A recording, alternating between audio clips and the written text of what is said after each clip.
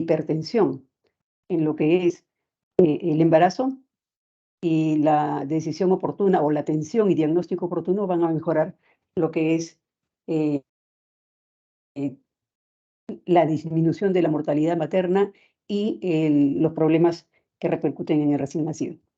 Bien, entonces vamos a iniciar esta práctica con la grabación.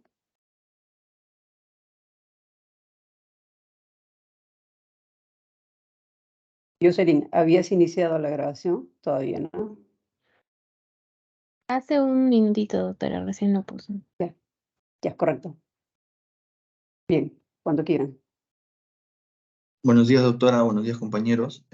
Yo voy a iniciar la exposición del día de hoy hablando sobre clave azul. Bien, la clave azul es, mejor dicho, la hipertensión inducida por el embarazo, ¿no? Y es la aparición de la hipertensión después de las 20 semanas de gestación, durante el parto o hasta las 72 horas del puerperio, ¿no? Y sumado a la proteinuria. ¿Cuáles son las complicaciones que vamos a tratar en este tema? Pues primero la preeclampsia, que primero se divide en la preeclampsia leve y la preeclampsia severa, ¿no? En cuanto a la leve, pues varía la hipertensión arterial entre mayor a 140 sobre 90 milímetros de mercurio, pero no mayor a 160 sobre 110, ¿no? La presión arterial sistólica puede variar en 30 milímetros de mercurio y la presión arterial diastólica en 15 milímetros de mercurio en relación a la presión arterial basal, ¿no? La proteinuria pues, debe estar menor en 5 gramos en 24 horas y puede haber aparición de edemas leves, ¿no? A nivel de pies o piernas, y también la diuresis normal, ¿no? En cuanto a la severa, pues es la aparición de la cefalea, escotomas, reflejos aumentados. Encontramos una presión arterial mayor a 160 sobre 110 milímetros de mercurio. Aquí la presión arterial sistólica es, bueno, mayor o igual a 60 milímetros de mercurio y la presión arterial diastólica varía entre 30 milímetros de mercurio en relación a la presión arterial basal. La proteinuria está aumentada mayor o igual a 5 gramos en 24 horas, o hay 2 de 3 cruces, ¿no? En el test de ácido salicílico. Y pues hay aparición de edemas moderados o severos, ¿no? A nivel de piernas o también generalizado. Y hay oliguria, ¿no? Una diuresis menor a 500 mililitros por 24 horas. Bueno, ¿cuáles son los síntomas premonitorios? Tenemos la cefalea, los trastornos visuales, como los escotomas, la aparición de náuseas y vómitos, la epigastralgia, ¿no? Y dolores en el cuadrante derecho, la oliguria, acúfenos y también la hiperreflexia. ¿Cuál es la inminencia de la eclampsia? Pues es la paciente con preeclampsia severa con signos premonitorios. ¿Y cuál es la eclampsia? Pues es la aparición de convulsiones tónico-clónicos generalizados en una paciente con preeclampsia, ¿no? Entonces, vemos el síndrome de HELP, ¿no? Que consiste en la hemólisis por una anemia hemolítica definida por alteraciones en el flujo sanguíneo, elevación de enzimas hepáticas y también la plaquetopenia, ¿no? Entonces, ¿cuáles son los factores predisponentes? Que sean nulíparas maduras o muy jóvenes, a preeclampsia en gestaciones anteriores, hipertensión o diabetes previa, embarazos múltiple actual, la obesidad, una nefropatía en función renal normal, hidramnios o un hidrops fetal, un síndrome antifosfolipídico y también que sea de raza negra, ¿no? Las complicaciones, pues, son básicamente el accidente cerebrovascular, el desprendimiento prematuro de la placenta, insuficiencia renal aguda, edema agudo de pulmón, insuficiencia cardíaca congestiva, ruptura hepática, retardo del crecimiento intrauterino, la prematuridad y el sufrimiento fetal agudo crónico, ¿no? Y también, claro, la muerte fetal intrauterina. Entonces, ¿cuál es el manejo de la preeclampsia leve? Primero, en el manejo ambulatorio, pues tiene que haber un control prenatal semanal, ¿no? El reposo de decúbito lateral izquierdo, hay que darle dieta hiperproteica, ¿no? Y normosódica, con suplementos de magnesio, aspirina y autocontrol de movimientos fetales, ¿no? El control, obviamente, de la presión arterial cada 6 horas. Podemos administrar metildopa 1 gramo vía oral cada 12 horas y el nifedipino, ¿no? 10 miligramos condicional a cómo puede portarse la presión arterial, ¿no? Si es mayor o igual a 160/110, ¿no? Entonces también hay que tomar muestra de orina para la albuminuria, ¿no? Con ácido sulfosalicílico, y tenemos que solicitar hemoglobina, recuento plaquetario, factor RH, urea, creatinina, ácido úrico y las transaminasas, ¿no? Y ahora, ¿cuál es el manejo de la preeclampsia severa? Pues hay que darle reposo absoluto a la paciente en decúbito lateral izquierdo, nada por vía oral, tenemos que darle un control de diuresis horaria, con sonda de Foley número 14 y bolsa de reservorio. Hay que tomar muestras, ¿no? Para la albuminuria con ácido sulfosalicílico y oxígeno por cánula binasal, ¿no? 3 litros por minuto. Y luego tenemos que colocar 2 vías en ambos miembros superiores, ¿no?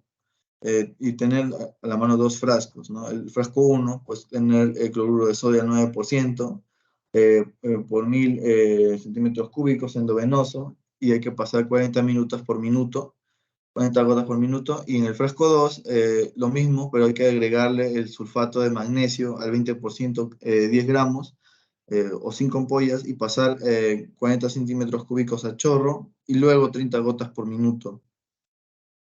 El nifedipino 10 miligramos condicional, ¿no? Supresión arterial.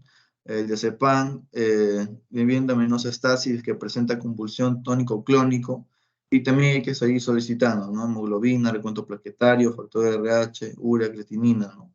Y si estamos en un centro de primer nivel, pues hay que referirlo a un establecimiento con una mayor capacidad resolutiva, ¿no? Y el manejo de la eclampsia, en el cual hay que asegurar primero la permeabilidad de la vía aérea por un tubo de Mayo, viendo menos asegura, y referir al establecimiento con mayor capacidad resolutiva, ¿no? Y este es el manejo inmediato de la eclampsia, ¿no? Por cada especialista. Como nosotros somos médicos generales, pues hay que realizar una evaluación de conciencia y examen clínico general a la paciente, una evaluación obstétrica y de bienestar fetal, ¿no? Si es que está gestante, y definir la severidad del caso, ¿no? Básicamente ello. Y este es el kit de clave azul, ¿no? Que debe ir el cloruro de sodio, equipo de venoclisis, el Avocat número 18, el sulfato de magnesio, el diazepam, el nifedipino, la jeringa de 10, el bombilla de aspiración, un tubo de Mayo, una sonda Foley, bolsa colectora de orina y guantes descartables. Y si no tenemos a la mano un tubo de Mayo, pues podemos utilizar un bajalenguas forrado, ¿no? Bueno, eso sería todo con respecto a la presentación del tema, doctora. Le doy paso a mi Bien, compañero. bien.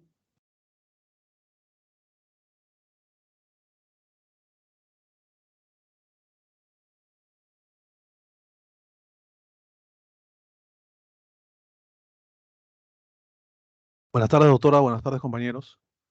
Bueno, continuando con la exposición del caso clínico, he encontrado este caso de un código azul, clave azul, una histerotomía de reanimación en embarazo de término.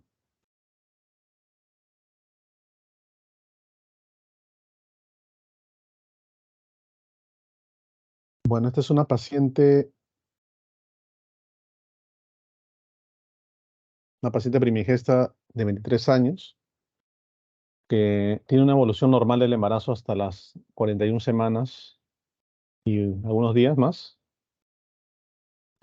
Acude a consulta de urgencias por actividad uterina irregular, y durante la exploración se observan signos de trabajo de parto. Está en fase latente, tiene 2 centímetros de dilatación, 40% de borramiento, por lo que se decide su ingreso a tococirugía con embarazo de término tardío a las 15-14 horas, con índice de Bishop 7 y pelvis ginecoide. Se inicia la vigilancia y conducción del trabajo de parto con oxitocina, 4 microunidades internacionales por minuto, y a las 16:50 se practica la amniorexis para valorar el líquido amniótico que se visualizó claro. A las 19:33 horas, la paciente tenía 6 centímetros de dilatación y 80% de borramiento. Se solicita analgesia obstétrica y se le coloca un catéter peridural y se le administraron 15 miligramos de bupivacaína hiperbárica y 100 microgramos de fentanilo en un volumen de 10 mililitros. Al término del procedimiento se registraron una escala DREP, es una escala de recuperación post-sedación de 10, y Ramsay, una escala que es de grado de sedación de 2. Tenía 8 centímetros de dilatación, 80% de borramiento y frecuencia cardíaca fetal de 140 latidos por minuto. A las 19:38 horas se observa a la paciente sin reacción, con cianosis generalizada, sin respuesta a los estímulos externos, a respiración e impulso carotídeo. Entonces se activa el código azul, la clave azul, y se iniciaron las medidas de soporte vital básico conforme a los protocolos internacionales vigentes. Al mismo tiempo se inicia la labor con compresiones torácicas, con tabla de estabilización y lateralización de abdomen, intubación de la vía aérea al primer intento, con tubo orotraqueal de 7 y ventilación manual asistida con bolsa reservorio, mascarilla con oxígeno 5 litros por minuto. Se administra 1 gramo de adrenalina por vía intravenosa, sin retorno de la circulación a los 4 minutos, por lo que se decidió llevar a cabo la histerotomía de reanimación. Entonces, en estos casos, pues, el paro cardiorrespiratorio durante el embarazo es un evento excepcional. Se estima en 1 en cada 12.000 a 30.000 casos. Se recomienda la intervención rápida y el inicio de la cadena de reanimación en el sitio del evento, y en caso de requerirse, llevar a cabo la histerotomía de reanimación en los primeros 4 minutos, siempre y cuando no haya reacción a las maniobras básicas implementadas que ya se han implementado en la paciente, ¿no? Se ha realizado las medidas de soporte vital básico, se han hecho las compresiones torácicas, se ha hecho la lateralización de abdomen, y nada de eso ha funcionado, ¿no? Entonces, mediante estas medidas, la histerotomía de reanimación, se ha logrado tasas de supervivencia de la madre de 17 a 59% y fetal de 61 a 80%, ¿no? Con una integridad neurológica del 88%. Y las principales causas del paro cardiorrespiratorio en la paciente embarazada son choque hipovolémico relacionado con shock redistributivo o hemodinámico, seguido de trombosis y toxicidad por fármacos o sustancias, como en este caso, ¿no? Entonces, mediante una incisión umbilical amplia hasta la sínfisis del pubis, con digitodisección por planos hasta el útero y utilizando la técnica de incisión de Kerr, se realiza una histerotomía, se obtiene un neonato de género femenino de 38 semanas de gestación, de 3,6 kg, Apgar 358, ¿no? Al 1 minuto, 5 minutos y 10 minutos. Nacido a las 19:42 horas, con datos evidentes de asfixia, por lo que se instala la intubación orotraqueal y practicaron maniobras de reanimación avanzadas. Posterior al alumbramiento, se administra nuevamente 1 miligramo de adrenalina intravenosa, y al final del segundo ciclo de compresiones torácicas se observó el retorno espontáneo de la circulación. Se administra una dosis de 100 microgramos de carbetocina por vía intravenosa y se procedió a la histerorrafia. La paciente tenía taquicardia ventricular, frecuencia cardíaca de 180 latidos por minuto y tensión arterial de 180 a 103 milímetros de mercurio provocadas por la administración de adrenalina. Entonces, de esta forma se decide ingresar al quirófano a las 19:55. Se registraron los siguientes signos vitales: la presión 85/49, frecuencia cardíaca 103 latidos por minuto, frecuencia respiratoria en 20 y saturación de oxígeno 100%. En ese momento se mantiene con ventilación en modo controlado por volumen. Durante la operación se registra la tensión arterial media de 42 milímetros de mercurio. Se le administran 10 miligramos de cisatracurio por vía intravenosa en 2 dosis, 200 miligramos de fentanilo. Se inicia la protección neurológica con 900 miligramos de DFH, que es la fenitoína, ¿no? Y como dosis de impregnación, y 50 miligramos de manitol, ambos por vía intravenosa. Se coloca un catéter venoso central y se inicia la administración de 0,04 microgramos por kilo por minuto de norepinefrina, manteniendo la tensión arterial media por encima de 70 milímetros de mercurio. También se aplican antibióticos por vía intravenosa, 500 miligramos de amicacina y 600 miligramos de clindamicina. La pérdida sanguínea estimada fue de 200 centímetros cúbicos, diuresis de 200 centímetros cúbicos, ingresos de 1.500, equilibrio positivo de 288. Se cerraron todos los planos por técnica convencional y en ese momento finalizó el procedimiento quirúrgico y se decidió ingresar a la unidad de terapia intensiva obstétrica. A las 72 horas se observa hemodinámicamente estable, con una escala Apache de 13 puntos. Se decidió su extubación y el retiro progresivo del tratamiento con aminas vasoactivas. Se observó a la paciente orientada en persona, desorientada en tiempo y lugar e irritable. Se solicitó una tomografía computada que informó datos de edema cerebral leve. 24 horas después, inició con datos de delirio hiperactivo que se dieron con antipsicóticos y sedación analgésica. Se estableció el diagnóstico de encefalopatía anóxico-isquémica posparto. 6 días después de su ingreso a la unidad de cuidados intensivos obstétricos se encontró hemodinámicamente estable, en buen estado general, ecolalia ocasional, episodios de agresividad y desorientación controlados con neurolépticos. Se dio de alta de terapia intensiva para continuar en tratamiento en su habitación y en ese momento la paciente contaba con deambulación asistida. Al 12º día de internamiento, aún con datos de encefalopatía, alteraciones en el habla, amnesia anterógrada y discapacidad leve según la escala de Glasgow, se decidió disminuir la dosis de fármacos neurolépticos, retirar el catéter venoso central, la sonda Foley y las suturas. La paciente contenía tolerancia a la dieta líquida. Después de 39 días de hospitalización y posterior valoración neurológica, se dio de alta de servicio médico con escala de Glasgow 4, leve frontalización y posibilidad de recuperación completa a los 2 meses. A 3 meses de seguimiento fue dada de alta por el servicio de neurología, sin datos de alarma, focalización o secuelas relevantes que ameritaran atención especializada. Después de la exhaustiva vigilancia y estabilización en el área de cunero patológico o unidad de cuidados intensivos neonatales, la paciente pediátrica también fue extubada en las primeras 2 horas por alta reactividad pese a la sedación.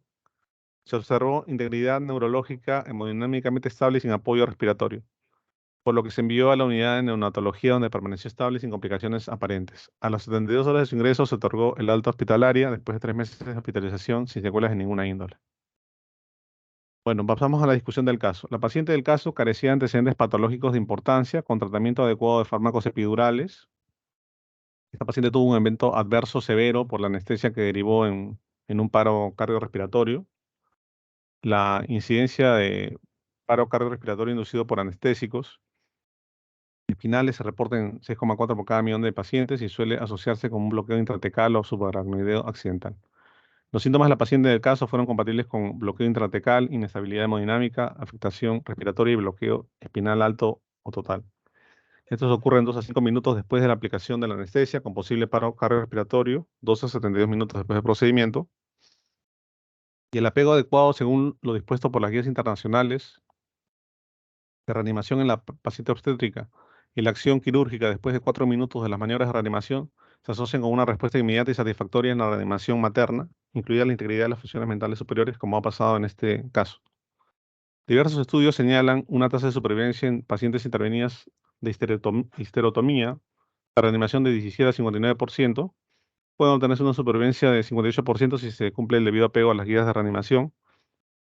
Y respecto a recién nacidos, se observó una reacción casi inmediata con las maniobras y extubación en las primeras 2 horas de su nacimiento, y puede apreciarse que las acciones quirúrgicas apegadas a los tiempos recomendados suponen un excelente pronóstico. Aquí tenemos la secuencia de reanimación recomendada por el algoritmo de la Royal College of Obstetricians and Gynecologists, o sea, la guía inglesa, ¿no? De obstetras y ginecólogos, ¿no? Entonces, si no hay respuesta, puedes colocar primero en decúbito lateral izquierdo al paciente, pedir ayuda y hacer la revisión obstétrica y fetal, abrir la vía aérea, buscar signos de vida, estimular a la paciente, llamar al equipo de reanimación obstétrica, llamar al obstetra al anestesiólogo,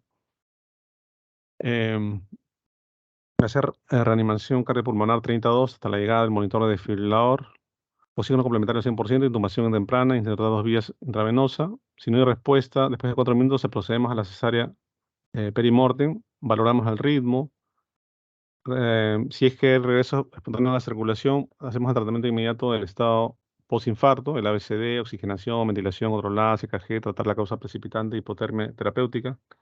Si hay desfibrilación, desfibrilamos con un choque 50-360 bifásico, 360 monofásico, y continuamos inmediatamente la reanimación cada 3 minutos, volvemos a valorar el ritmo. Si no hay desfibrilación, continuamos con la reanimación cada 3 minutos. Durante la reanimación cardiopulmonar tenemos que asegurar la calidad, ritmo, profundidad, plantear acciones, oxigenación, vía aérea avanzada, capnografía, compresiones continuas con vía aérea asegurada, acceso vascular, adrenalina cada 3 a 5 minutos y corregir las causas reversibles. Y las causas reversibles Son hipoxia, hipovolemia, hipercalcemia metabólicas, hipotermia, trombosis, taponamiento, toxina y neumotórax. Siempre hay que tener en cuenta cuáles son las causas más comunes de paro cardiorrespiratorio en el embarazo, las 4 Hs, hipovolemia, hipoxia, hipercalcemia y otras alteraciones hidroelectrolíticas, la hipotermia y las 4 T, ¿no? Trombosis, toxicidad, neumotórax, atención, la tamponada o la eclampsia y la preeclampsia. Bueno, eso sería todo, gracias. Bien, entonces hemos visto otra de las partes que involucra lo que es la clave azul, que viene a ser el compromiso cardiorrespiratorio en la gestante. Entonces, se ha tocado también el punto en el compromiso en lo que refiere a la hipertensión, a la eclampsia, ¿no? Y hay otras variantes que como esto es un compromiso bastante heterogéneo, por llamarlo así, porque implica otras áreas, ¿no? Del organismo, más en la mujer gestante, en las que pueden darse estos eventos, como ya hemos visto, también en el caso clínico, ¿no? En una de las medidas que se optan para darle un confort a la paciente durante lo que es el trabajo de parto. La toxicidad o la falla, que prácticamente es una de las de los accidentes de anestesia que pueden producirse, ¿no? Siempre hay que tener en cuenta, pues, como siempre se dice, que el control con la gestante debe ser cada 15 minutos.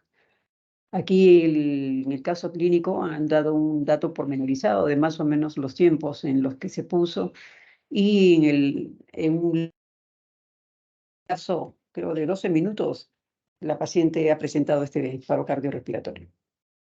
Bien, me gustaría preguntas, inquietudes en relación a estos temas que,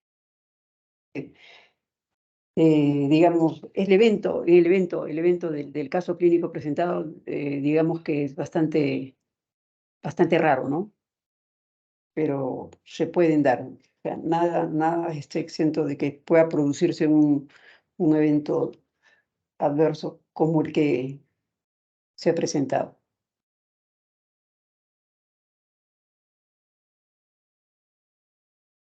Doctora, yo tengo una pregunta respecto al manejo de la preeclampsia severa, ¿no? Que, bueno, Sí.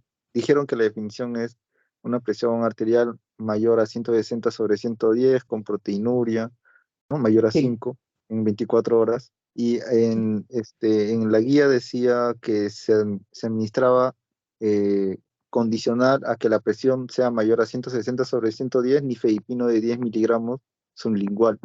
En el manejo de la dosis. Sí. O sea, pero la definición de preeclampsia severa es esa, ¿no? 160/110, mayor a eso. O sea, siempre se da en esos casos. En caso de presiones de 160/110 a más, ¿no? Ahora, el manejo de los pacientes también tiene que ver no solamente con la presión, ¿no? Hay otros datos subjetivos que nos pueden dar de algo más. Esos son datos, digamos, de base para nosotros poder actuar. Ahora, el manejo se va a hacer, digamos, teniendo en cuenta cómo es que, o qué manifestación además está presentando esta paciente. En una preeclampsia severa no es, digamos, un tratamiento ambulatorio, ¿no?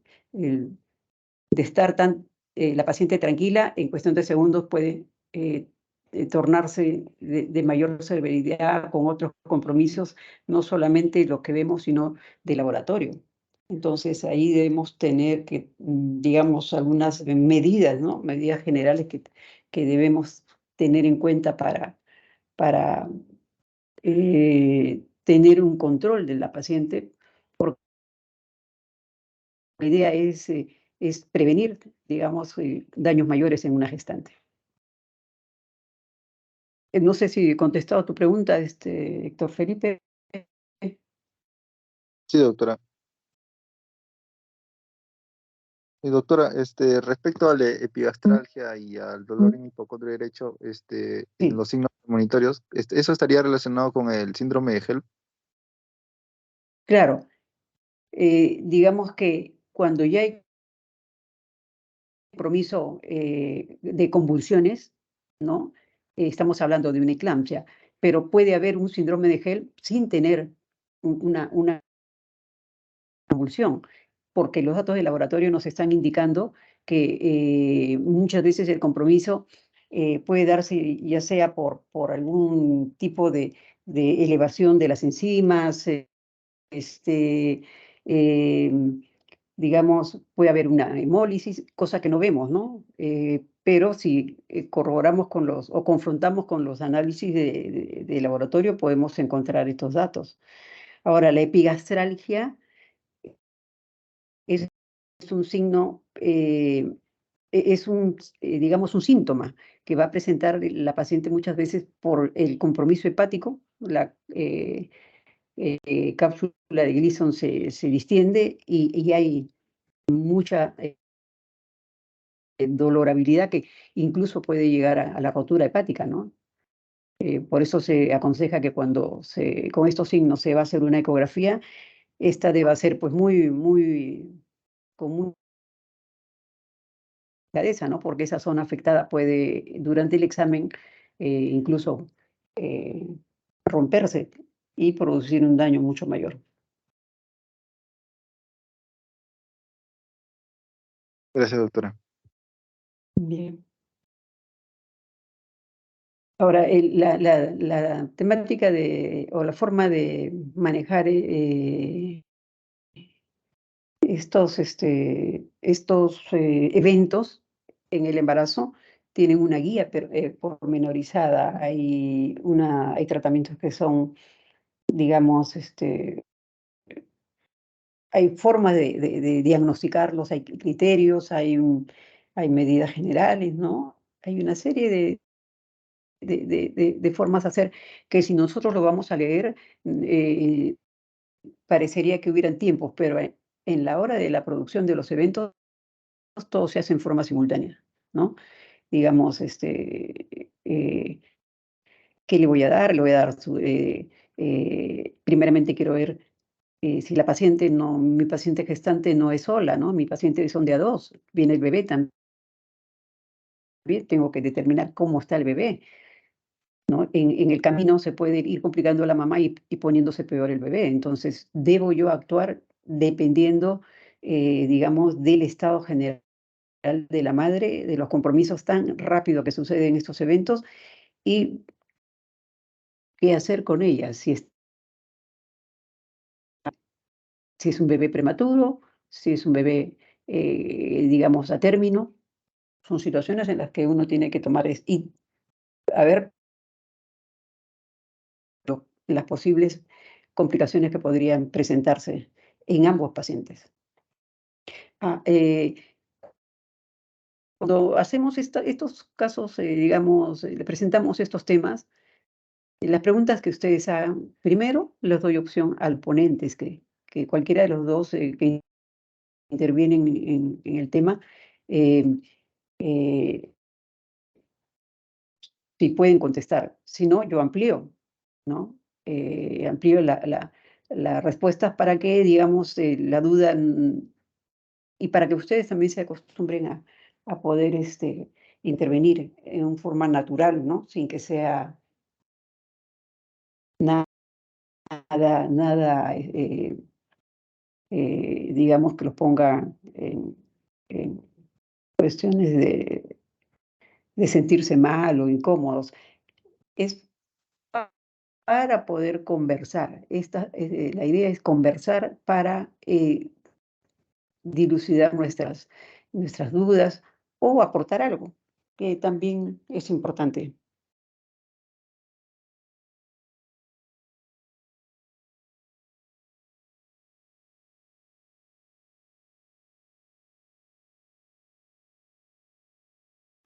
Doctora, buenos días.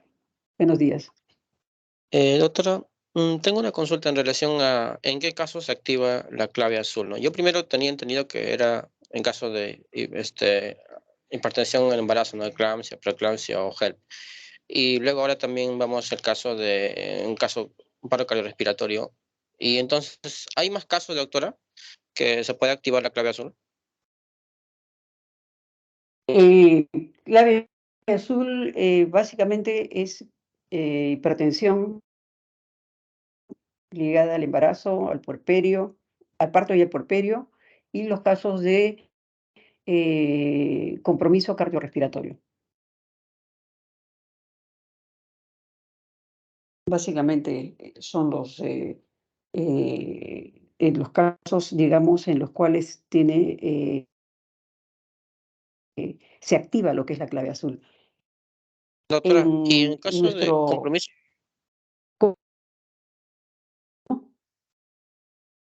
en el caso de compromiso cardiorrespiratorio es sin importar la causa. estamos hablando básicamente en el caso nuestro, en el caso que nos reúne para lo que es el curso. Tenemos que ver lo que es la hipertensión, ¿no? La hipertensión con embarazo y todas las modalidades de presentación que comprometen, digamos, esta entidad con lo que es la preeclampsia. Puede ser una paciente hipertensa, ¿no? Que puede, o sea, una preexistencia en una gestante, ¿no? Porque la definición que ha dado su compañero de lo que es hipertensión o preeclampsia leve, ¿no? Está implicando eh, el hallazgo de una presión elevada que va entre 140 y 90 y a 160 con 110, ¿no? Y nosotros dentro del ámbito obstétrico tiene que estar una paciente gestando, ¿no? A partir de las 20 semanas. Pero digamos, en el contexto de lo que es la clave azul, ¿no? Estamos hablando de enfermedad hipertensiva del embarazo, ¿no? Ahora, este evento que ha tocado su compañero en el caso clínico, es un evento que se puede producir. Su frecuencia no es tanto que la veamos, digamos, mucho en estos casos, ¿no? Se dan básicamente en los servicios donde se utiliza lo que es el manejo del dolor en el trabajo de parto. No todos los hospitales tienen ese servicio que se presta a la gestante. Eso se ve más que todo en la práctica privada, ¿no? El manejo del dolor a través de lo que es la peridural y allí es una sola paciente, ¿no? La que se está manejando. No sé en qué ámbito se dio el caso clínico, no me he percatado si fue, digamos, en una sede hospitalaria o fue particularmente. Alfredo Careza, ¿no? Alfredo Cabeza, doctora. Sí, bueno, en este caso Cabeza, ¿no? ha sido en una sede hospitalaria que se ha dado, y en resumidas cuentas, el caso se da porque en cierto momento, cuando ya la paciente tiene 6 centímetros de dilatación y 80% de borramiento, se solicita analgesia obstétrica, se coloca un catéter peridural, se le administran 15 miligramos de bupivacaína hiperbárica y 100 miligramos de fentanilo, que no tendrían por qué dar ningún problema, porque según las guías internacionales, dar bupivacaína en 15 miligramos en 10 mililitros de solución a dosis baja o de prueba es considerado seguro por los colegios de anestesia americanos, europeos, ¿no? Hay una tolerancia de seguridad hasta los 25 miligramos a 0,5% y dar fentanilo adicional con 100 microgramos, con dosis máxima tolerada hasta 600 microgramos. O sea, la dosis máxima estaba hasta 600 microgramos y acá solamente le dieron a la paciente 100 microgramos de fentanilo. O sea, no es que nos hayamos excedido, ¿no? Y en la bupivacaína, 15 miligramos, que es lo que los colegios internacionales, las guías internacionales aprueban, ¿no? Entonces, más que nada, ¿y por qué se da esta bupivacaína y el fentanilo, no? Es porque tenemos que hacer un bloqueo intratecal, ¿no? Que es la técnica anestésica más empleada para lo que es la cesárea, ¿no? Tanto de forma electiva como emergente, ¿no? Dado que, como ya sabemos, pues tiene un rápido inicio de acción, tiene gran efectividad, tiene una fácil ejecución. Y los estudios pues reportan que la adición de opioides a la bupivacaína en los bloqueos regionales no solo aumenta la intensidad del bloqueo anestésico, sino también proporciona una excelente analgesia postoperatoria, ¿no? Una de las combinaciones más acertadas justo de la bupivacaína es adicionando el fentanilo, ¿no? Que tiene una efectividad reconocida en anestesia espinal para cesáreas. Entonces no debería haber dado problemas, pero sí se dio esta reacción adversa, ¿no? Y que termina en un evento adverso severo, que es un paro cardiorrespiratorio, ¿no? Eso es lo que Claro. origina el paro en la paciente, ¿no? Y bueno, si bien se sabe que la incidencia de paro cardiorrespiratorio, como usted señala, pues es algo raro, se da 6,4 por cada millón de pacientes. En este caso, pues se llegó a dar, ¿no? ¿Y qué es lo que se puede hacer? ¿Qué es lo que se debe hacer? Pues el manejo que se señaló, ¿no? Claro. En todos los servicios hospitalarios siempre hay un protocolo, ¿no? Para todo. Eh, eh, en anestesia tienen un protocolo de analgesia, que los colegas anestesiólogos saben qué utilizar porque son dosis estandarizadas y si utilizan un catéter con mayor razón, ¿no? El catéter da la seguridad de que si la paciente se mueve o tiene algún tipo de reacción al dolor, van a agregarle. Incluso se llama analgesia del dolor, analgesia de trabajo de parto. Es una analgesia que le va a permitir a la paciente incluso caminar. No es una analgesia que las va a paralizar. Pueden caminar con su catéter y tranquilas, digamos, a veces la paciente se siente incómoda estando en decúbito y prefiere caminar. Entonces,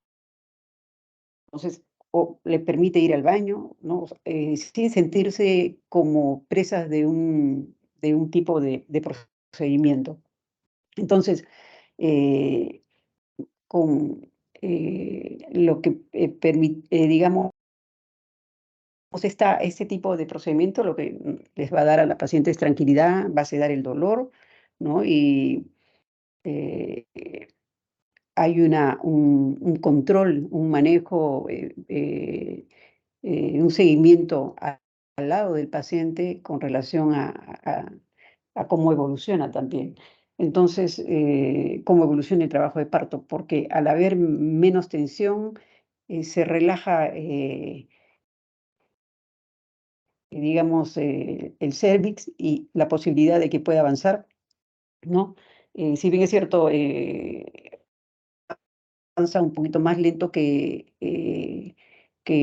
otros, digamos, una paciente sin analgesia, pero también se pone, digamos, con mayor dilatación, como para que la paciente, como para que se pueda controlar mejor, ¿no? Entonces, por eso es que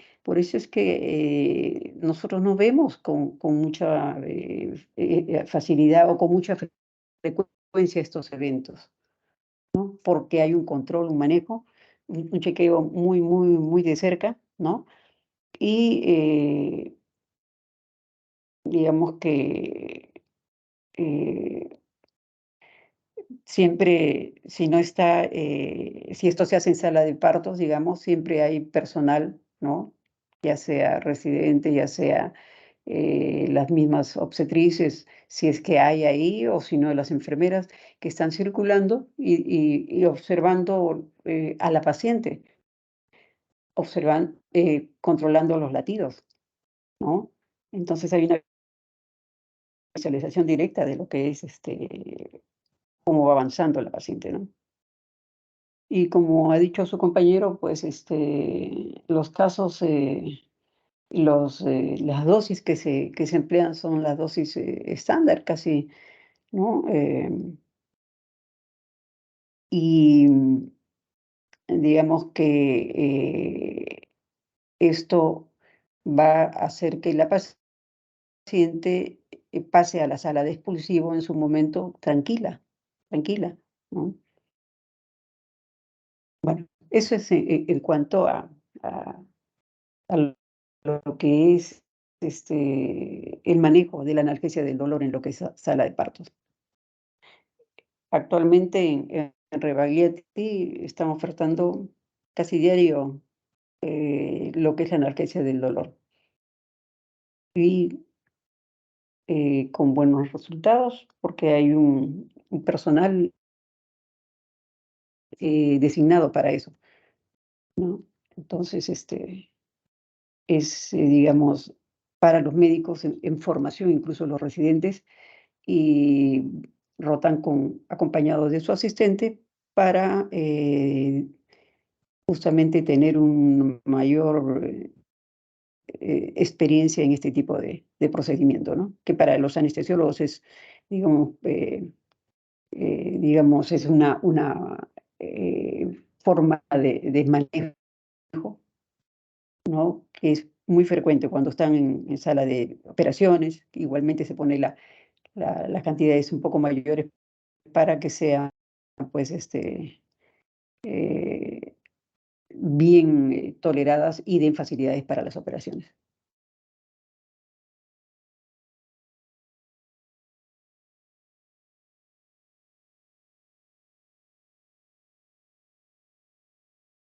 A ver, ¿alguna otra pregunta para sus compañeros?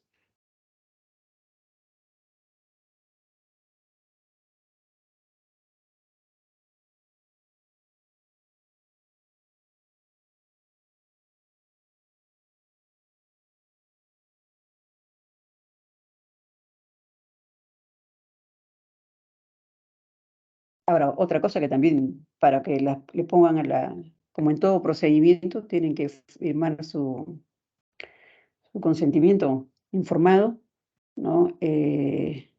Igualmente, una vez que terminan estos eventos, como en todo, ¿no? Se les hace una encuesta a las pacientes. Hay pacientes que son multigestas, por decir, ¿no? Y que por primera vez le ponen, tiene la oportunidad que le pongan la analgesia.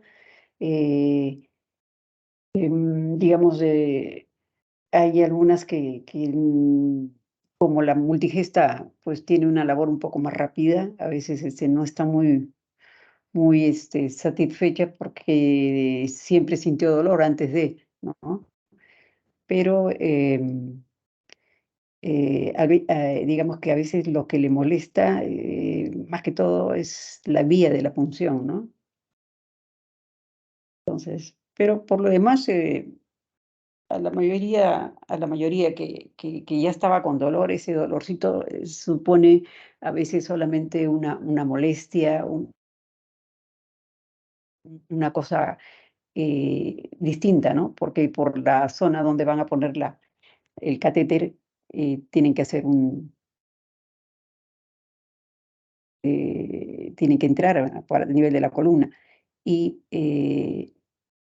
a veces la posición es lo que les incomoda, pero después al final manifiestan que ellos, digamos, estaban contentas, ¿no? Contentas de haber tenido un parto y que el expulsivo no les molestó.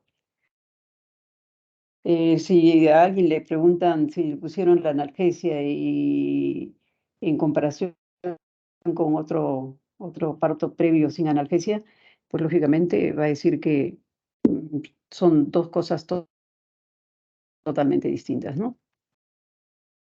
Y a muchas se les va, en el control prenatal se les va ofertando ya la posibilidad de que si es que se les presentara la oportunidad de recibir lo que es la analgesia, previamente tienen que firmar su consentimiento informado. De esta manera, pues, mm, habría ya una idea, ¿no?, de cómo va a presentarse la posibilidad de parto sin dolor en el momento que ocurra.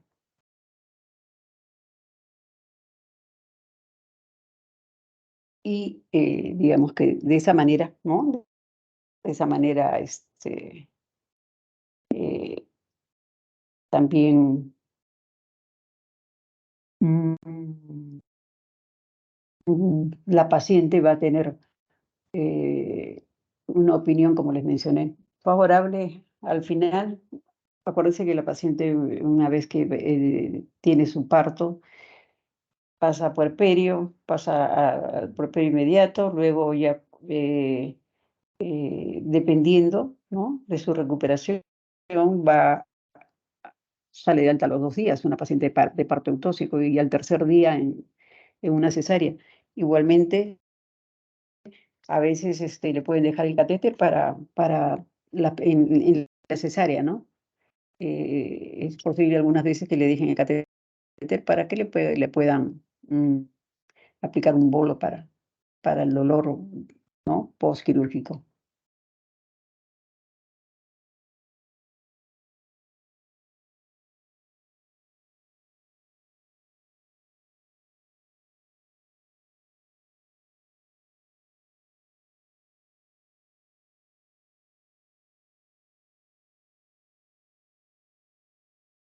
Bien. ¿Preguntas, niños, jóvenes?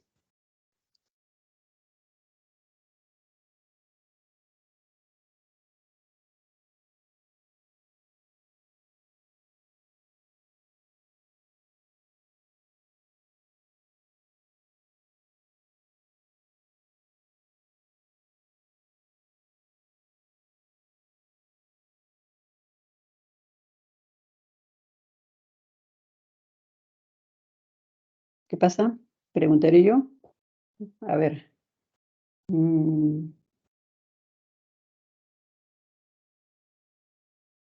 A ver, Lucero. Sí, doctora, sí, justo tenía una pregunta para mi compañero. A ver. Puso el caso. Sí, no recuerdo o no escuché también si es que mencionó que la paciente tuvo algún evento adverso severo por la anestesia. Y si ese fue el caso, ¿cuál vendría a ser la dosis segura para evitar este efecto adverso? A ver, Alfredo. Sí, el efecto adverso se ha dado porque la paciente ha reaccionado mal a la analgesia de la bupivacaína con el fentanilo, ¿no? Que no debería dar un efecto adverso, ¿no? Porque según todos los protocolos, según todas las guías, cuando uno da en conjunto bupivacaína con fentanilo, no debería dar problema alguno, ¿no? En este caso, según las guías internacionales y los protocolos también nacionales, señalan que dar bupivacaína en 10 mililitros con fentanilo 100 microgramos, no habría ningún problema, ¿no? A la paciente justo se le dio eso, ¿no? 15 miligramos de bupivacaína y 100 microgramos de fentanilo, ¿no? Inclusive tenemos un techo en el fentanilo, ¿no? Podríamos llegar hasta los 600 microgramos y son dosis tolerables, ¿no? Entonces, la génesis del paro cardiorrespiratorio de la paciente se ha dado por que la paciente ha presentado un evento adverso a la aplicación de estos fármacos epidurales, ¿no? La bupivacaína y el fentanilo, que como sabemos, pues como ya lo mencionamos, ¿no?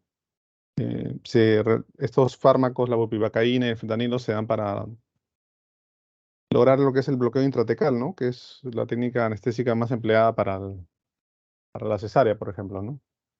Es una técnica que tiene un inicio rápido, es efectivo, es de fácil ejecución, ¿no? Inclusive cuando uno aumenta a la bupivacaína opioides como el fentanilo, entonces no solo aumenta la intensidad del bloqueo anestésico, sino también proporciona una excelente analgesia postoperatoria, ¿no? Y es una combinación segura, ¿no?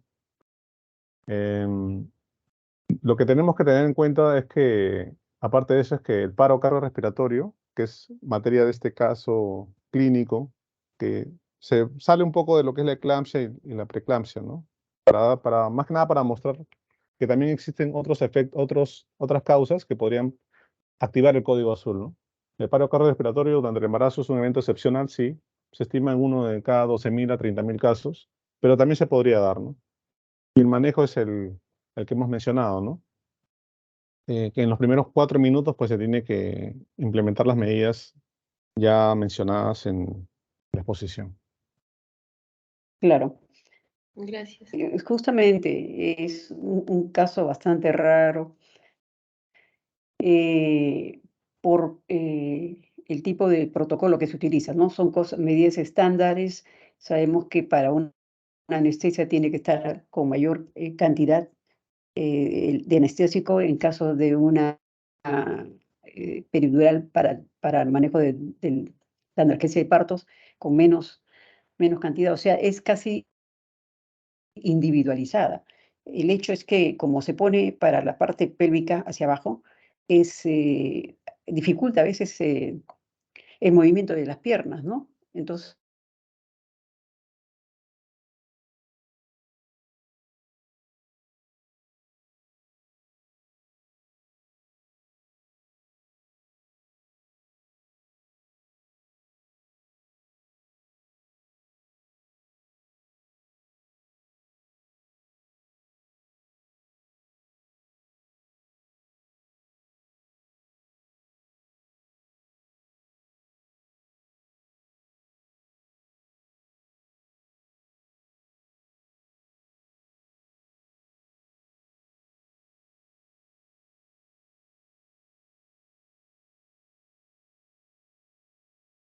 Doctora, no se le escucha.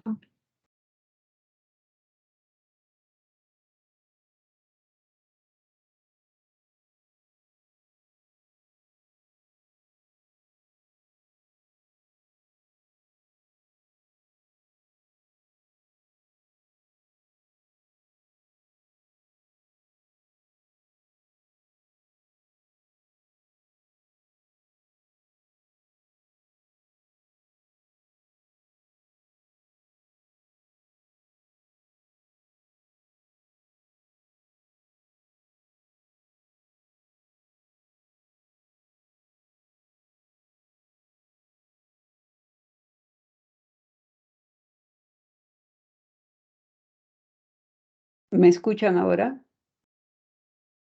Sí, doctora, ahora sí. Ahora no sé desde qué momento no me escuchan. A ver, háganme. Yo le estuve escuchando entrecortado y de pronto se le fue todo el audio. ¿En qué parte de la respuesta? Bueno, yo conversaba sobre las posibilidades, ¿no? En cuanto a la analgesia, que es la analgesia del parto es individualizada. En el caso de la analgesia para la anestesia para la cesárea son mayores cantidades, porque lo que va a impedir lo que produce es pesadez de los miembros inferiores y luego imposibilidad de mover los miembros inferiores. Quiere decir que hay una buena anestesia, como para la cesárea. en el caso de la paciente que estamos tratando, del caso clínico, lo que ha tenido la paciente es como una reacción a alguno de los dos fármacos, ya sea al fentanilo o ya sea a la aquí utilizan lidocaína, si no me equivoco. Entonces, ese es La bupivacaína. la bupivacaína, ¿no? Sí. Entonces, por ahí es lo que puede haber, digamos, habido una reacción como una anafilaxia al fármaco. De ahí que siempre las secuencias de los controles son bien seguidas y son bien personalizadas. No se puede poner una analgesia e irse y por ahí no mirar a nuestra paciente. Si no me equivoco, Alfredo, tú has presentado dentro de el cronograma de la participación desde que empezó la aplicación de la analgesia, ¿no? Con horas, digamos, en una secuencia creo de 12 minutos es que se ha producido el evento. Mal no recuerdo.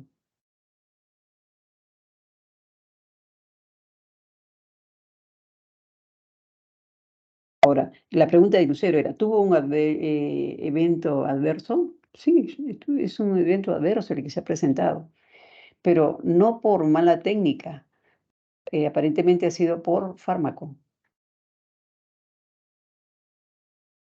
Así es, doctora, Eso fue sí, por por la fármaco, ¿no, Alfredo? bupivacaína y el fentanilo, ¿no? O sea, no sé Sí. cuál de los dos fue, pero se da este evento adverso que activa el código azul y que a la final les deriva en que cuál es la solución, o sea, qué hacer aquí, ¿no? Hacer una histerotomía de reanimación, que es lo que va a llevar a que no existan complicaciones, como se dio en este caso, ¿no? Que a la final la paciente terminó salvándose y el producto también. Pero se tiene que hacer en los primeros 4 minutos. Si no lo hacemos en los primeros 4 minutos, vamos a tener ya complicaciones, ¿no? Vamos a tener ya complicaciones en el producto, en el feto, a largo plazo, ¿no? Irrecuperables, ¿no? Así es, así es. Justamente, ya sea para la madre o para el feto, el tiempo es vital. Y la cercanía a sala de operaciones es lo que va a marcar la diferencia entre que la paciente se recupere con todos sus sentidos en forma normal y que el bebé también tenga una capacidad neurológica adecuada porque se ha actuado en forma eficiente, ¿no? Eficiente y oportuna. Entonces, siempre hay que, a todos, al grupo anterior y a todos los grupos en los cuales tengo oportunidad de conversar, es que nosotros manejamos 2 pacientes. Como manejamos 2 pacientes, tenemos que tener mucho más cuidado y los controles son siempre necesarios indicárselos a la paciente desde que empieza con el conocimiento de que está embarazada. Entonces, por algo son los controles, por algo son las evaluaciones y cuando está en trabajo de parto, en labor de parto, los controles deben ser cada 15 minutos de latidos fetales y cada 15 o 30, dependiendo de cómo está la dilatación y qué tanto de regular es su dinámica uterina. Entonces, teniendo en cuenta todo eso, nosotros vamos a poder tener una valoración bien oportuna y adecuada y determinar, ¿no? Determinar en qué momento podría complicarse nuestra paciente. Ahora, el caso que nos reúne es clave azul. ¿Qué debemos hacer con una paciente? ¿En qué momento yo voy a tener que actuar?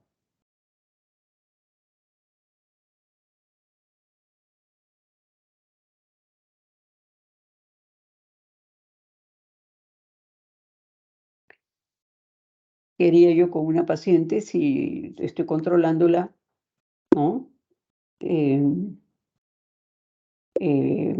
en forma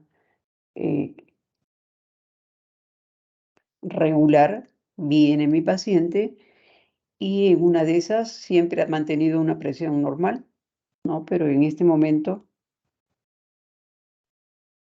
tiene una presión que excede digamos, la basal que siempre ha tenido y que se acerca más a una presión de una hipertensión leve. ¿Qué debo hacer?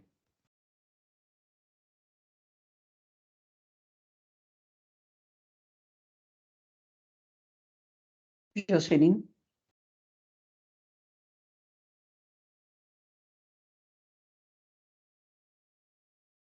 Doctora, me llamó y la escuché entrecortado.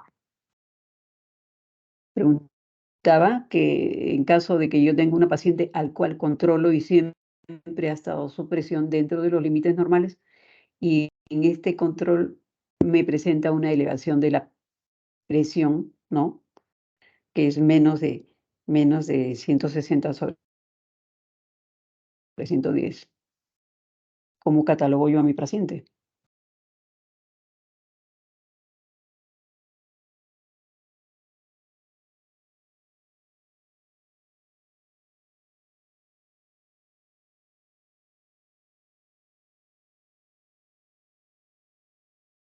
Si está menos de, bueno, de los límites normales,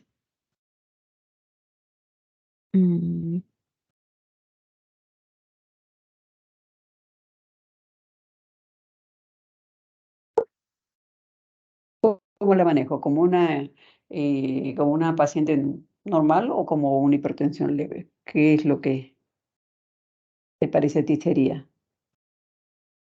a mí me parece que se la manejaría como una hipertensión leve, ¿no? ¿Por qué razón?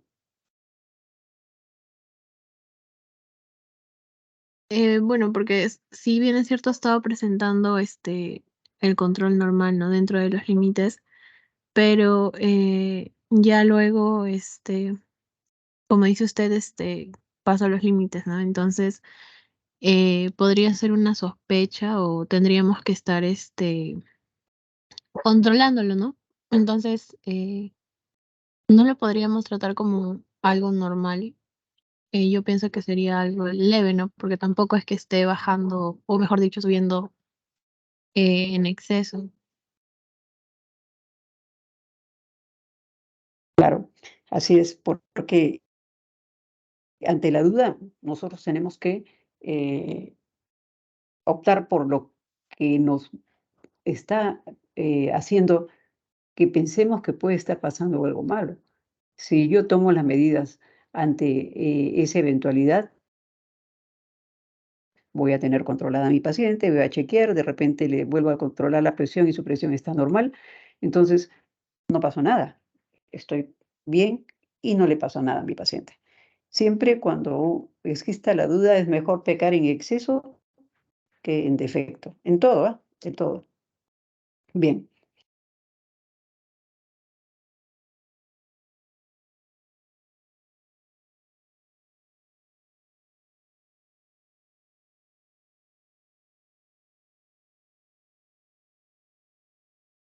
a ver, a ver, a ver, a ver.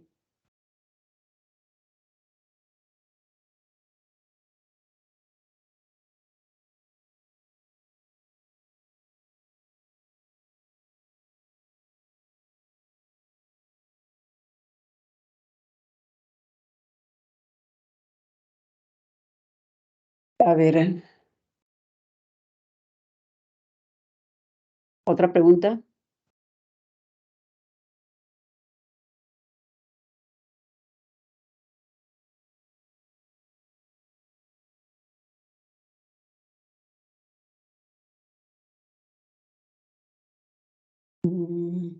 ¿Quién es esta? A ver, a ver, Cristina. Sí, doctora, buenos días. Buenos días, una pregunta. En este caso, en la clave azul, el medicamento principal, por decir así, es el sulfato de magnesio, ¿no? En este caso, pues, si es que existiese una toxicidad por sulfato de magnesio, ¿cuál sería el antídoto? Ah, a ver, a ver, a ver.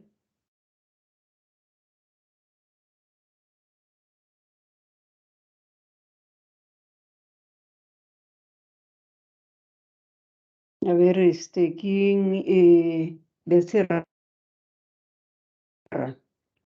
Becerra, Becerra Diego, que hizo la parte inicial. ¿Mm? ¿Puedes repetir tu pregunta? No te entendí bien. La pregunta ha sido, ¿cuál sería el antídoto ante un exceso de sulfato de magnesio? Me parece que es el gluconato de calcio, doctora. Claro, ¿cómo lo darías?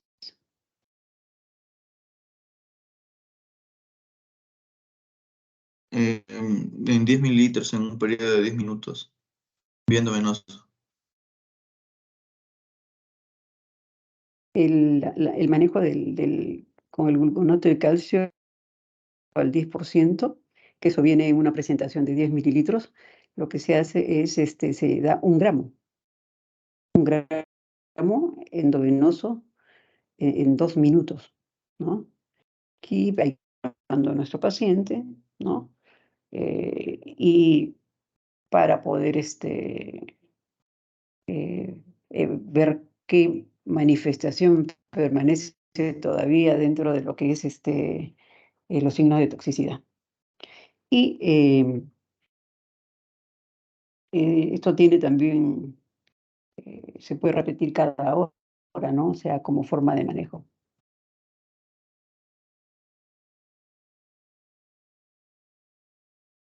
Ujú. Y dentro de esto, pues, tenemos que ir siempre viendo en nuestro paciente qué es lo que, digamos, nos está indicando que está teniendo una toxicidad de sulfato de magnesio. ¿Qué es lo que encontraríamos en caso para saber que estoy teniendo una toxicidad por sulfato de magnesio? ¿Cómo se va a presentar, digamos, esto? Vamos a tener una disminución, pues, de reflejos, ¿no? Hay que vigilar la diuresis. Una paciente a la que le estamos dando sulfato de magnesio, ya sabemos que debemos haber canalizado 2 vías y puesto una sonda para ver diuresis, ¿no? Entonces, eh, la frecuencia respiratoria, también puede haber una depresión respiratoria. Entonces, son signos que nos van a dar un indicio de que podemos estar frente a lo que es una toxicidad. Y hay otras manifestaciones también que puede presentarse por el sulfato, pero uno ya le tiene que ir diciendo a la paciente qué cosa podría presentar, ¿no? Digamos, cuando voy a aplicar, así como cuando se aplican algunos antibióticos, tipo vancomicina, por ahí, que cuando se le aplica a la paciente endovenoso, lo primero que tienen es una sensación así de oleada de calor, se ponen rojos, ¿no? Y bueno, puede, digamos, no solamente sentirse eh, con esa molestia, sino también, aparte del rubor y el calor, puede haber, pues, manifestaciones, ¿no? De eh, baja depresión también que la paciente hay que manejarlo, ¿no? Y digamos que sabiendo que hay dosis que son las consideradas terapéuticas, ¿no? Que va de 4 a 8 mil equivalentes por litro, ¿no? Manejando eso, que son dosis con las cuales la paciente puede tolerar, y nosotros lograr que la paciente, sobre todo, baje su presión para saber que estoy dándole un adecuado tratamiento, que es disminuir la presión arterial, pero también hay que ver otras cosas, ¿no? Hay que ver que son otros órganos los comprometidos. Entonces, nuestra paciente es un todo en el que tenemos que estar siendo bastante observadores, no solamente en relación a qué cosa le doy, sino cómo, digamos, cómo puedo mantener, aparte, con una terapéutica que sea de mantenimiento, ¿no?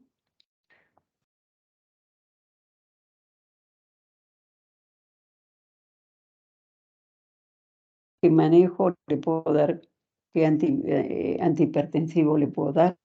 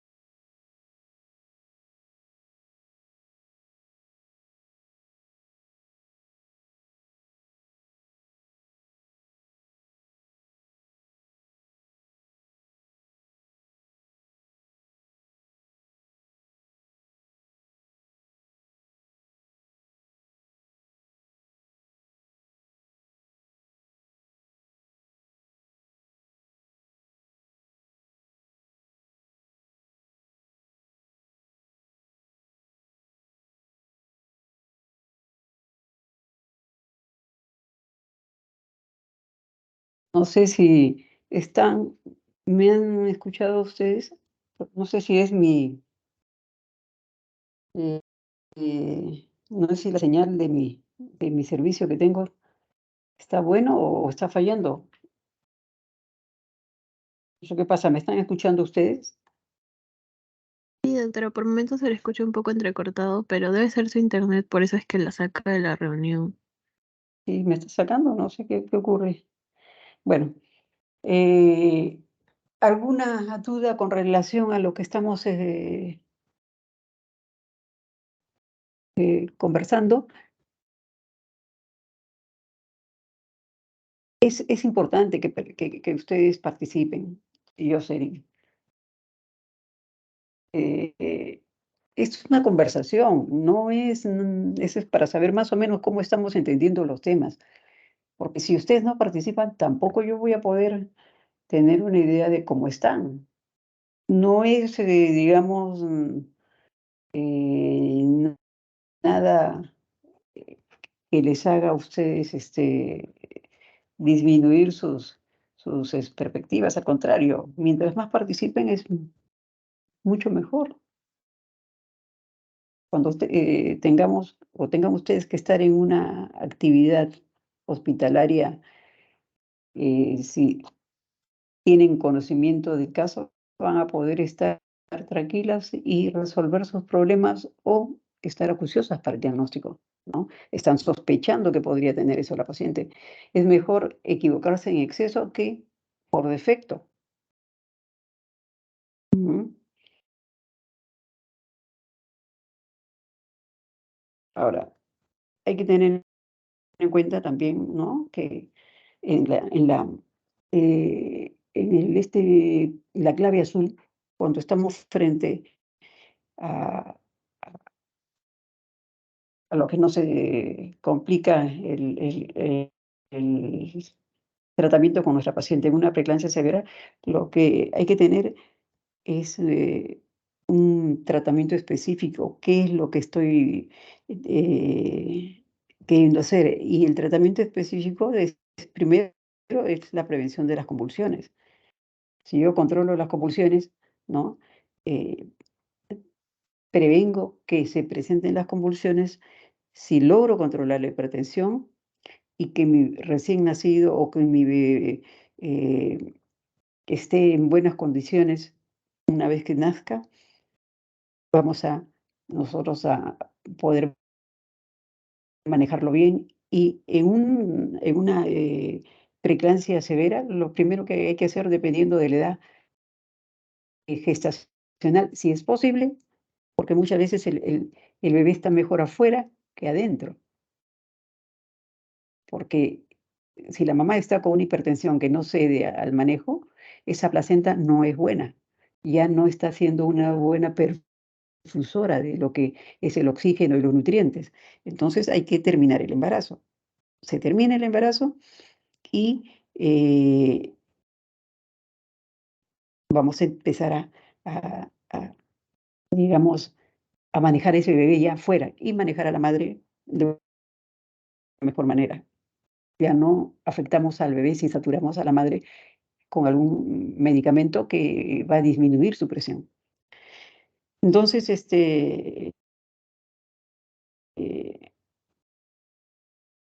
es la idea en cuanto a el tratamiento cuando estamos frente a una preeclampsia severa. Voy a hacer, ya hemos visto que hay un objetivo y después tenemos que ver qué vamos a hacer con esa paciente. Tenemos que pedirle todos los análisis de laboratorio para que nos indiquen cómo está la madre en el medio interno, después ver un monitoreo fetal en nuestro paciente para ver cómo está, ¿no? Y el manejo, pues, en forma, digamos, multidisciplinaria para ver cómo va en sus otros eh, posibles órganos afectados. Y luego, pues, luego tratar de terminar el embarazo para manejar ya al bebé como otro pacientito más, ya sea, en este caso, por neonatología, ¿no? Si estamos frente a una pacientita que puede estar con un embarazo no a término, ¿no? Entonces tenemos que ver también qué posibilidades tengo yo de atenderlo en el centro donde la estoy manejando. Si yo veo que es una paciente que tiene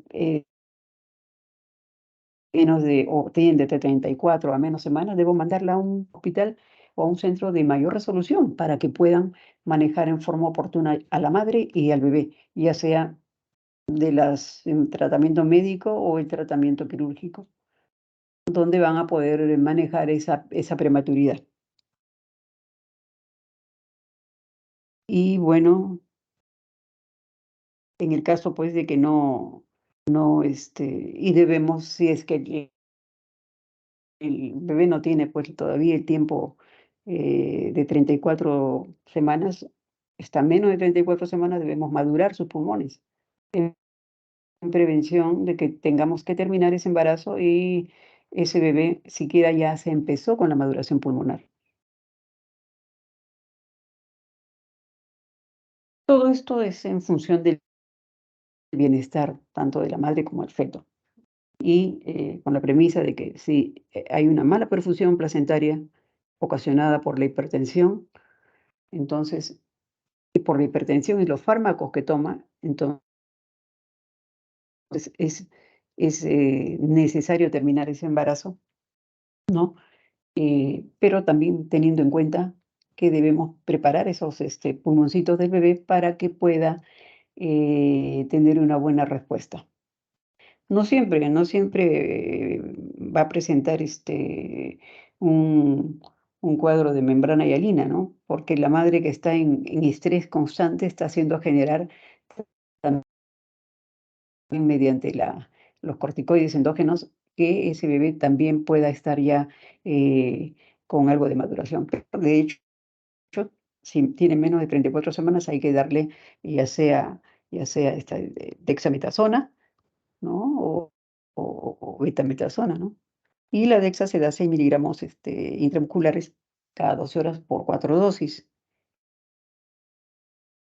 Y la betametasona, que es de de acción más prolongada, se da 12 miligramos intramuscular por 2 dosis de, de cada 24 horas. Entonces, manejando eso, nosotros vamos a poder tener en cuenta que hemos cuidado al recién nacido prematuro o a términos, ¿no? Para evitar complicaciones mayores.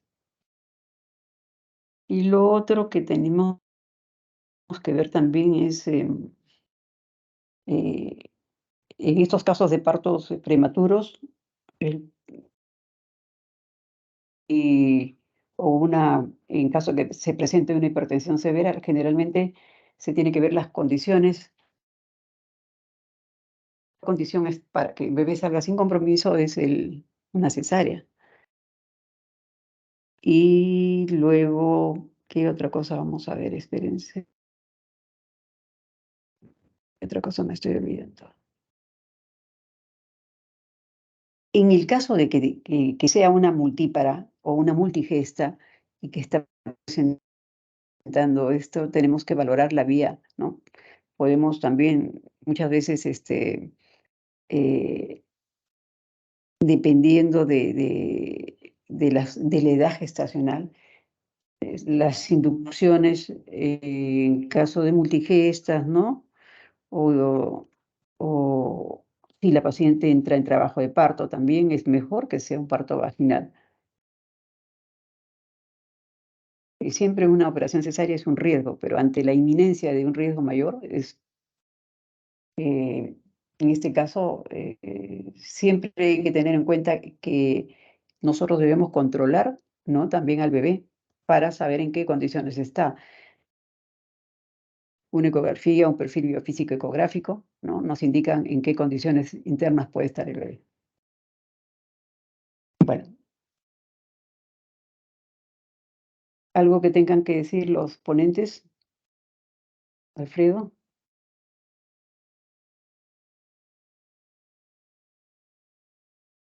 Bueno, doctora, simplemente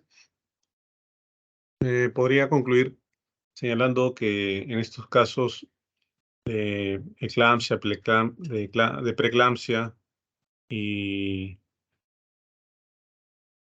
incluso no solamente van a activar el código azul, la preeclampsia como conocemos, ¿no? Que siempre se está mencionando, sino también existen otras situaciones que deben llamar nuestra atención, ¿no? Como es el caso materia del reporte que hicimos, ¿no? Que es que se dio una reacción adversa y qué es lo que debemos hacer en estas situaciones, ¿no?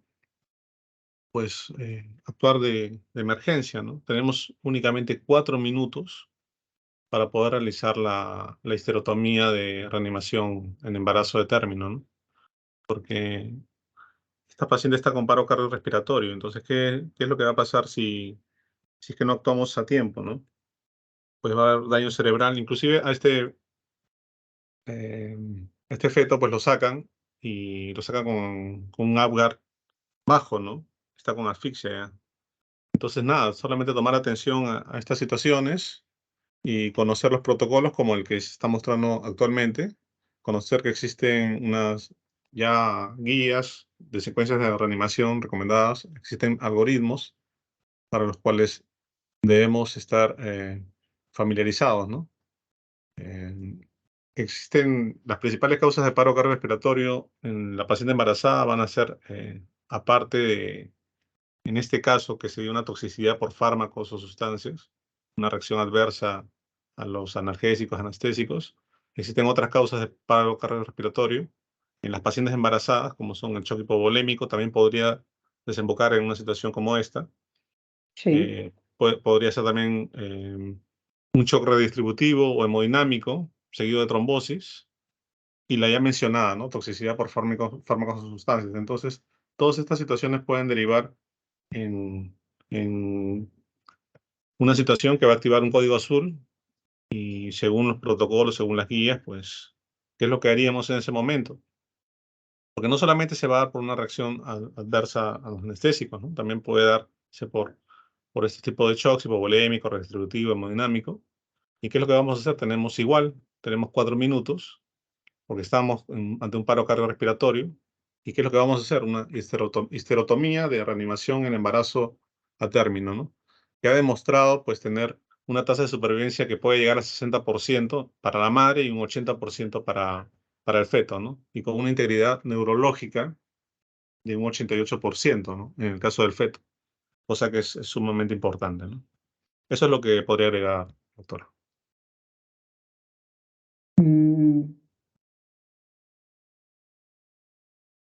Becerra, Diego.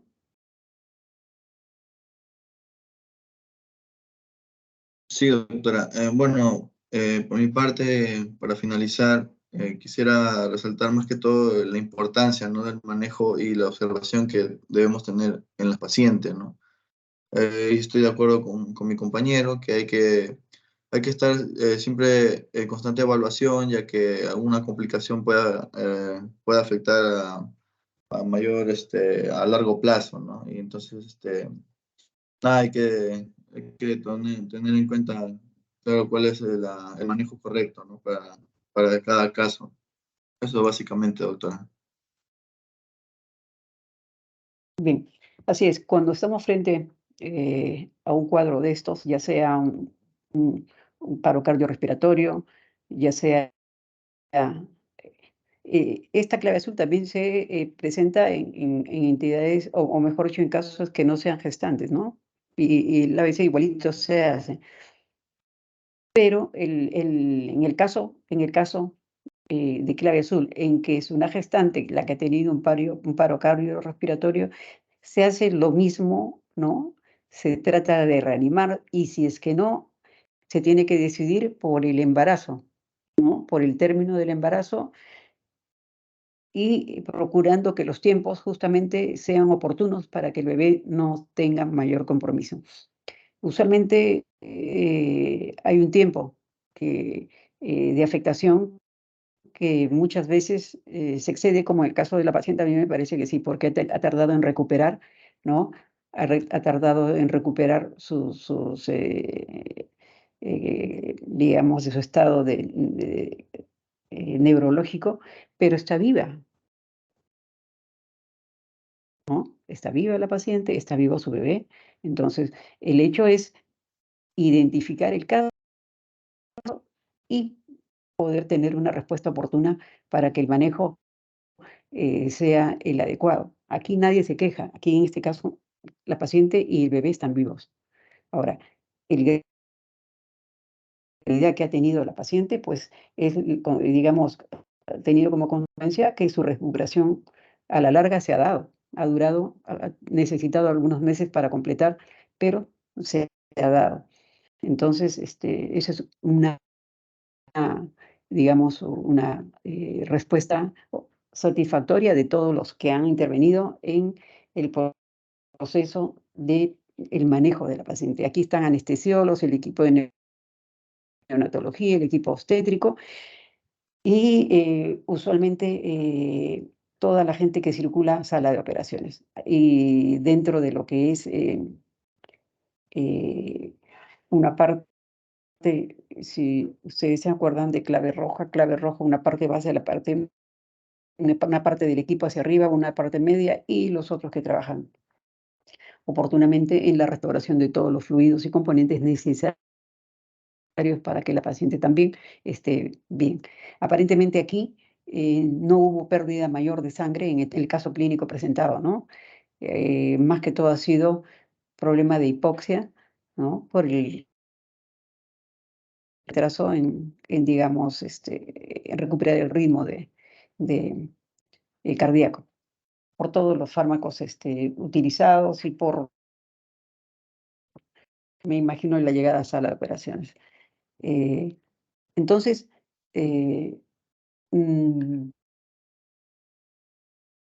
vamos a dar por concluida esta práctica. Yo me imagino de que todos están y han prestado atención al caso, que ha sido muy gráfico de las cosas que acontecen muchas veces en sala de operaciones. Si bien es cierto, no es frecuente, pero si tenemos siquiera la idea y el conocimiento de qué cosa podría ocurrir, tenemos que estar atentos. Siempre nuestra paciente. Trabajo de parto, una paciente gestante en labor de parto es una paciente que está en una constante de cambios, ¿no? Porque comenzando que el útero va contrayéndose, va cambiando su dinámica hasta que se produce el parto. Una vez que se produce el parto, hay una serie de eventos que pueden llevar incluso, ¿no?, a la clave azul. Si es una paciente hipertensa, una paciente con preeclampsia o con sospecha de preeclampsia, o en su defecto puede ser una paciente que va a transcurrir en el posparto inmediato una atonía y a complicarla a una clave roja. Entonces, nuestra paciente es una paciente en constante evolución y en cualquier momento se puede detonar una emergencia. Bueno, entonces, dicho todo esto, nos vamos vamos a dar por terminada la charla de hoy día y si no hubiera ninguna pregunta más, de sus compañeros, vamos a dar por terminado esta reunión. Jocelyn, tú has tomado el comando de la grabación, ¿no? Vamos a detener la grabación